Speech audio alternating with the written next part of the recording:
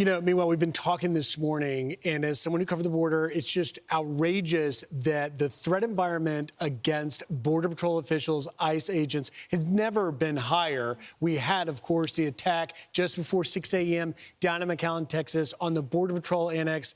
You can see this is actually from another one. This is the Border Patrol Annex in McAllen. I've been there many times. It houses the Special Operations Division. This individual charged it with a rifle and was killed in the process.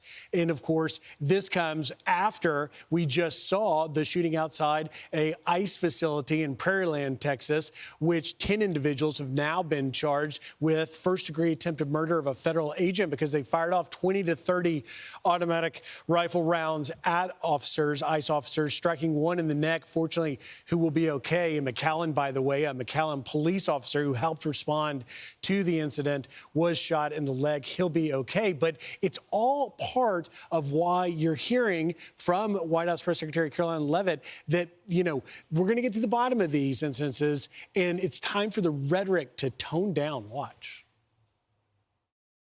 We certainly call on Democrats to tone down their rhetoric against ICE and Border Patrol agents who, again, are everyday men and women. I would encourage AOC and other Democrats to actually meet with the United States Border Patrol. These are honorable Americans who are just simply trying to do their job to enforce the law.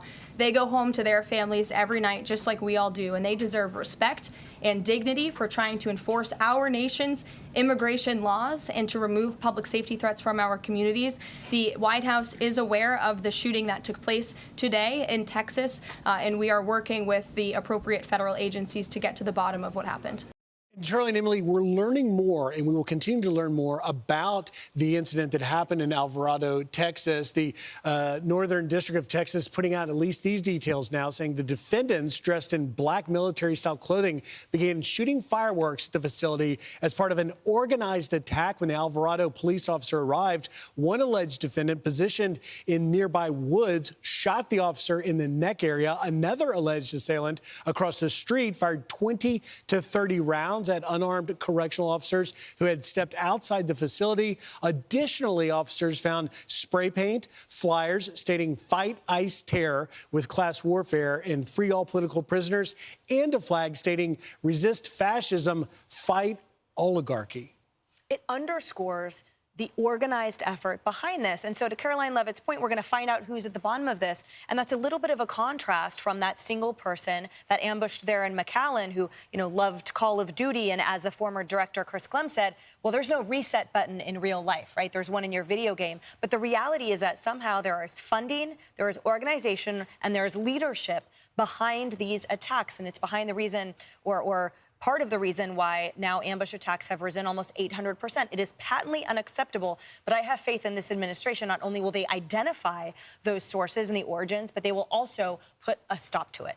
Well, a lot of this unrest is perpetrated by people who are just out to protest absolutely anything. They don't care what it is. If they can cause mayhem, they will. And I think there's a huge funding apparatus that pays for a lot of that stuff. But of course, this is a whole lot more targeted. This is very specific, targeted at ICE officers.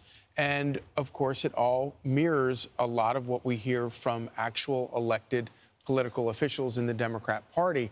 And so they do bear responsibility for toning down the rhetoric and standing up to this faction within their party. This is a real part of their party.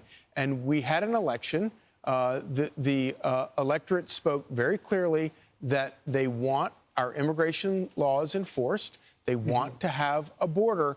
And the problem for Democrats is that even Democrat voters want that. And so at some point, Democrat officials, Democrat politicians need to stand up and to this faction and put an end to this nonsense. The American people spoke clearly. I'm Steve Doocy. I'm Brian Kilmeade. And I'm Ainsley Earhart. And click here to subscribe to the Fox News YouTube page to catch our hottest interviews and most compelling analysis.